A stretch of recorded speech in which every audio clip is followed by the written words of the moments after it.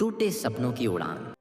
उत्तर प्रदेश के एक छोटे से गांव राजेपुर में रहने वाला अर्जुन एक साधारण किसान का बेटा था। मिट्टी से सने हाथ और पैरों में चप्पल, पर आंखों में बड़े बड़े सपने।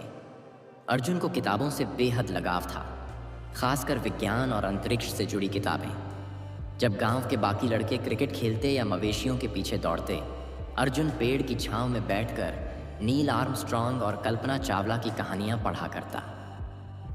उसका सपना था, एक दिन मैं भी आकाश की ऊंचाइयों को छूऊंगा। लेकिन सपनों के साथ गरीबी थी, मजबूरी थी। उसके पिता दिन रात खेत में पसीना बहाते और माँ दूसरों के घरों में काम कर परिवार का गुजारा करती।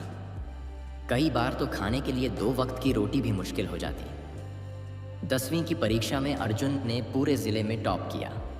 गांव वालों ने पहली बार उसके माता पिता को गर्व भरी निगाहों से देखा। मगर खुशियां ज्यादा दिन नहीं टिकती, ऐसा गरीबों की किस्मत में शायद लिखा होता है। 11वीं में एडमिशन के लिए उसे शहर के बड़े स्कूल में जाना था।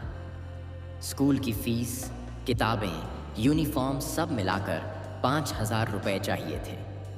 अर्जुन के पिता के पास सिर्फ एक पुराना बैल बचा था।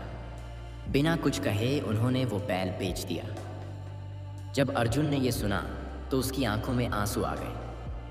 पापा, आपने अपना सब कुछ मेरे लिए दे दिया।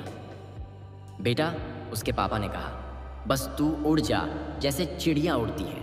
हम यहीं रहेंगे, लेकिन तुझे रोकेंगे नहीं। शहर में पढ़ाई करना आसान नहीं था। वहाँ के छात्र महंगे कोचिंग सेंटर जाते, लैपटॉप पर पढ़ते, अंग्रेजी में बातें करते। अर्जुन को समझ ही नहीं आता कि वो कहाँ से शुरू करे। उसे टिफिन में बस रोटी और नमक मिलता। कई बार दूसरे छात्रों की हंसी का पात्र बनता, लेकिन वो चुपचाप सहता और रात रात भर पढ़ाई करता। उसका सपना अब उसका जुनून बन चुका था।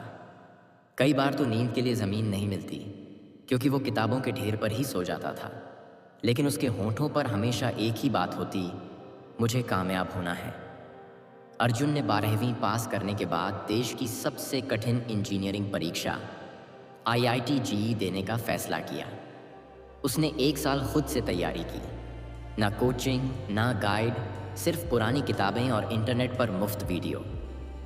जब परीक्षा का रिजल्ट आया, अर्जुन का नाम लिस्ट में नहीं था। वो टूट गया।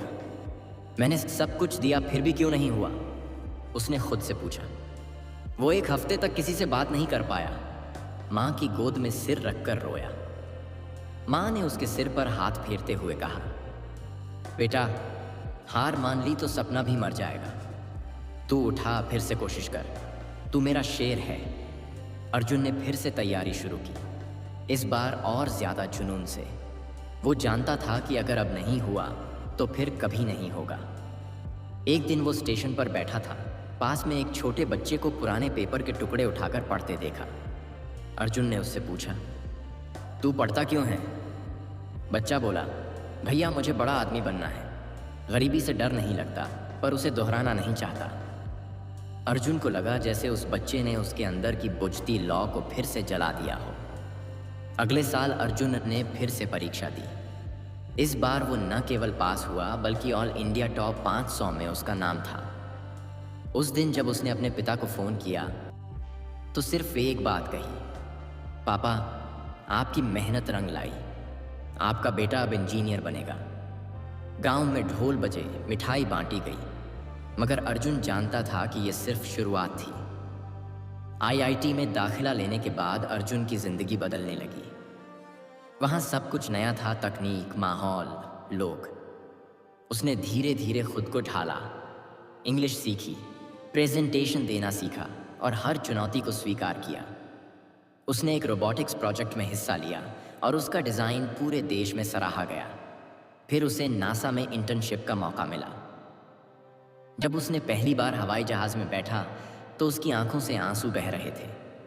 माँ बाप की तस्वीर जेब में थी और दिल में वो वादा, मैं सिर्फ अपने लिए नहीं, उन लाखों बच्चों के लिए उड़ रहा हूँ जो सपने देखने से डरते हैं। अर्जुन ने अपनी पढ़ाई पूरी की और विदेश में नौकरी का ऑफर भी मिला, मगर उसने मना कर दिया। वो वापस अपने गांव आया, जहां अब भी बच्चों को सही स्कूल तक नहीं मिलता था। उसने वहीं एक इनोवेशन एंड लर्निंग सेंटर की शुरुआत की, जहां गांव के बच्चों को मुफ्त में विज्ञान, कंप्यूटर और अंतरिक्ष की जानकारी दी जाती।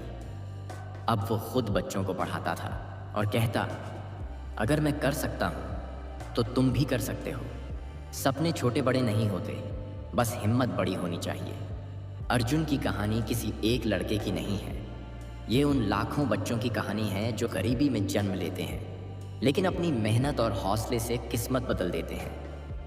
अगर आपके पास भी कोई सपना है तो याद रखिए, रास्ते कठिन हो सकते हैं, लेकिन जो चलते रहते हैं वो मंजिल ज़रूर पाते हैं।